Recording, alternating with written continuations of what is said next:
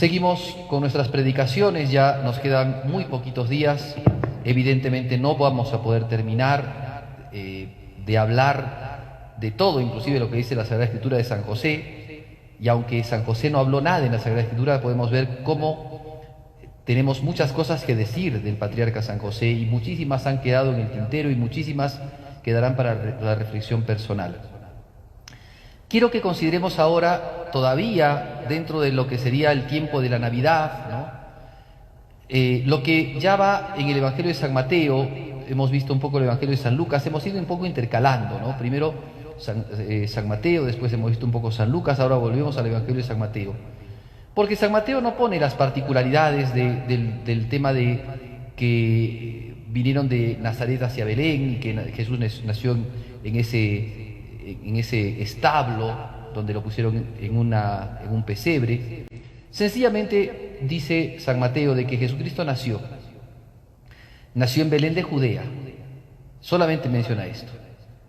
O sea, no hace ver de que María y José eran de Nazaret, no dice nada absolutamente de eso. Sencillamente Jesús nació en Belén de Judea. Y después ni siquiera menciona lo de los ángeles, lo de los pastores, lo de la circuncisión, lo de la presentación. No dice nada de eso San Mateo. Lo que menciona es que cuando Jesús nació, vinieron unos sabios de Oriente, unos magos de Oriente. Bien, esto es importante porque lo estamos viendo siempre desde el punto de vista de San José. Entonces, podemos nosotros más o menos ver que si bien en la liturgia, después de las fiestas de Navidad, tenemos la fiesta de la Epifanía del Señor, lo que antiguamente le llamaban la bajada de Reyes. Sin embargo, al parecer esto sucedió después. ¿Cuánto tiempo después? No lo sabemos. Algunos autores dicen puede haber pasado un mes, más de un mes, tal vez 40 días, porque acuérdense que Jesucristo a los 40 días fue presentado en el templo. Más de esos 40 días podría haber pasado inclusive más tiempo, hasta inclusive algunos ponen hasta 2 años, porque cuando Herodes quiere matar al niño, manda a que fueran muertos los niños de 2 años para abajo. Y uno dice, pero ¿por qué 2 años? ¿Por qué esperar tanto en Belén? ¿Por qué la familia de Jesús, José y María, se quedaron en Belén? ¿Por qué no volvieron antes a Nazaret? ¿Por qué esperaron, o mejor, por qué no presentaron al niño al templo y después se fueron directamente a Nazaret? Hay varias razones, entre ellas la más importante es la siguiente. Jesús era el hijo de David y tenía que nacer en Belén. San José, entonces vamos a la idea de San José, a la mentalidad de San José, que quiere hacer siempre la voluntad de Dios. Se da cuenta que ahí hay un designio, no solamente el tema del nacimiento, sino que el niño tendría que ser tenido como el que venía de Belén. Entonces tenía que nacer y crecer en Belén, como David, porque era el hijo de David. Entonces, posiblemente San José, esto evidentemente no es parte de la Biblia, sino es una especulación que podemos hacer a partir de la Biblia, posiblemente San José, que veía siempre y que rezaba siempre, pidiendo al Espíritu Santo sus luces, seguramente San José habría pensado que su ida de Nazaret a Belén no iba a ser para una regresada o para una vuelta inmediata. El niño tenía que nacer y crecer en Belén, porque era el hijo de David. Entonces posiblemente San José se haya quedado después en Belén con María Santísima. De hecho, si es que uno se pone a pensar, el censo no era necesario para la Virgen María, sino para San José. San José era el que tenía que sí o sí ir al censo y María Santísima lo acompañó. Y uno dice, ¿por qué la Virgen María lo acompañó a San José, siendo que ella estaba, como decían antiguamente, grávida, es decir, estaba ya encinta y a punto de dar a luz? ¿Por qué María Santísima hizo tanto esfuerzo para llegar a Belén? Porque no solamente era el censo, no solamente era el censo de César Augusto, estaba también la presencia de esta profecía del profeta Miqueas, en donde se iba a llamar al Hijo de Dios, al Mesías lo iban a llamar el Hijo de David, y su nacimiento iba a ser en Belén. Eso estaba clarísimo. Por eso es que cuando llegan los magos les dicen dónde tenía que nacer, y le preguntan a los magos, Herodes les pregunta, ¿cuándo fue el tiempo en el que apareció la estrella para que se diera cuenta cuánto tiempo había pasado de que Jesucristo habría venido a este mundo? Entonces, todo eso hace pensar, por eso algunos autores dicen, tiene que haber sido tal vez a los 2 meses, 3 meses, otros dicen, tiene que haber sido tal vez al año, otros inclusive hasta casi 2 años, porque fue el tiempo en el que después Herodes, en base a lo que dijo los magos, hizo que mataran a los inocentes, de los niños de 2 años para abajo. Entonces ya uno puede pensar un poquito más, abriendo ya el panorama de esta situación. Porque resulta que ya Jesucristo y María Santísima y San José no eran solamente unos migrantes, sino que ya habían venido, o sea, habían migrado y no estaban solamente de paso, sino al parecer podían haber estado ya haciendo casa en Belén. Perdón, claro, en Belén. Entonces, por eso es que cuando llegan los magos, ya no dicen que Jesús estaba en un establo. Dice que cuando habían perdido de vista la estrella, de repente cuando llegaron a Belén, ven que la estrella se posó en la casa. Entonces ya había una casa, ya María Santísima vivía con el niño Jesús y San José en una casita. Y después también uno tiene que pensar cómo eran esas situaciones de las visitas de estas personas. Los de Oriente no son como los de Occidente, que hacemos visita de médico. Vieron al niño y se fueron, no fue así.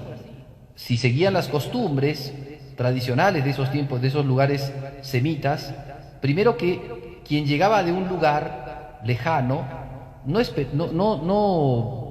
se quedaba muy poco tiempo, se quedaba un tiempo.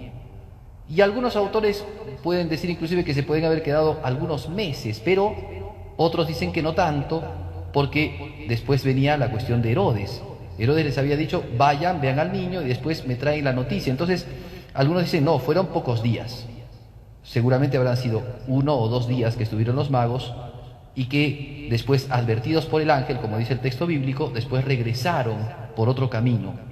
Entonces, tal vez el ángel no solamente les advirtió que tenían que ir por otro camino, sino que se tenían que ir ya. Pueden haber pasado 1 o 2 días. Sí podemos entender que fueron acogidos por María y San José y que ellos los atendieron, y siempre en esos lugares de Oriente y en muchos lugares también donde hay una costumbre antigua, donde hay buenas costumbres, se los acoge, se les da una buena alimentación, tal vez algún regalo, dice el padre Martínez de San José, tal vez les habría dado también regalos a ellos, porque así como ellos regalaban al niño, San José tendría que haberles regalado alguna cosa, tal vez alguna cosa de su artificio, de las cosas que él hacía. El hecho es de que llegaron los magos y estaban María y José. Y María y José nuevamente, podemos hacer este recuento, ¿no? María y José nuevamente escuchan lo que los magos dicen. Hemos venido a adorar al Rey de los judíos que ha nacido. Hombres que vinieron desde lugares lejanos, remotos, a visitar a ese niño. No vinieron a visitar a San José y a la Virgen, sino al niño. Pero son María y José los que hacen que el niño pueda presentarse ante ellos.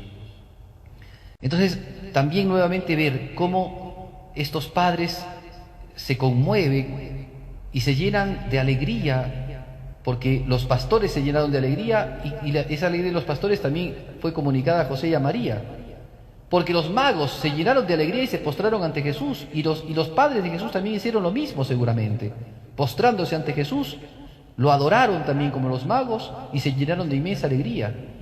Y habrán escuchado la historia de los magos, cómo vinieron de Oriente, de qué partes de Oriente, y habrán visto los regalos, que ese es otro elemento importantísimo, y la consideración que habrían hecho ellos acerca de los regalos. Primero, el oro. No fue una manera de apoyar al niño, claro que seguramente que lo habrían apoyado al niño económicamente con esto, pero no era apoyar al niño, porque le hubieran dado ya dinero. En ese tiempo no era solamente oro, había dinero que se podía dar, pero dieron oro.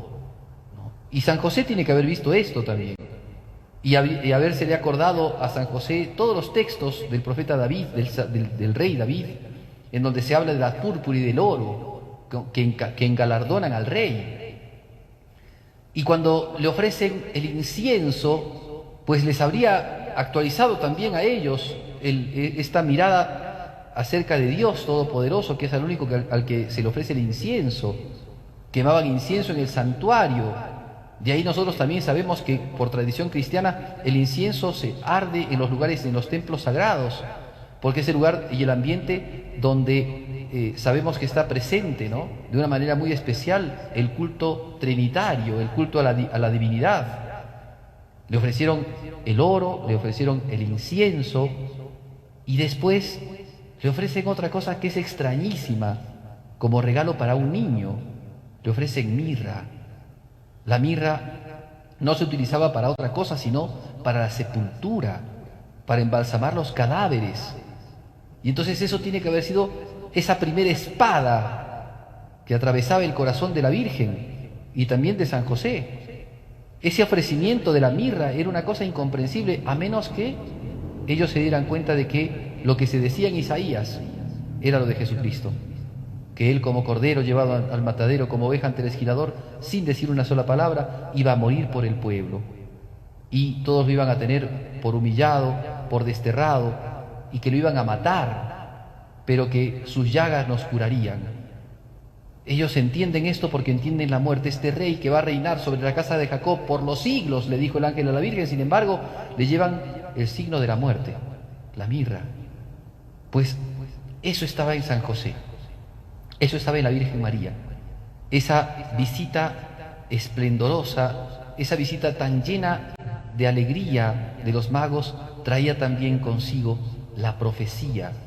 Primero, el aspecto de la realidad, porque mostraban con los signos lo que era Jesucristo: sacerdote, profeta, rey todopoderoso, salvador, pero víctima que se ofrece en el sacrificio y que muere por los pecados de los hombres. Todo eso ellos podían perfectamente haber deducido, al menos de una manera tal vez general, de las cosas que veían, de las cosas que notaban y de lo de Jesucristo.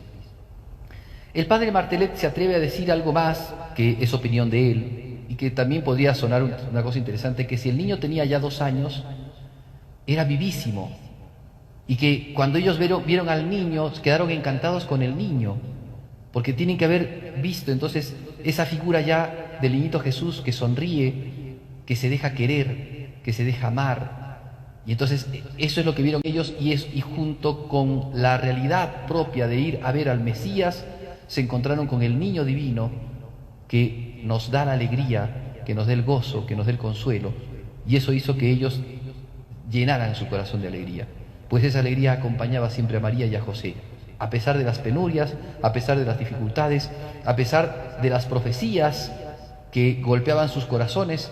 Estaba la alegría de la presencia del niño, porque cuando el niño llega con la cruz, pero no es solamente la cruz la que llega, sino el niño con la cruz. Y el niño endulza todo, inclusive la cruz.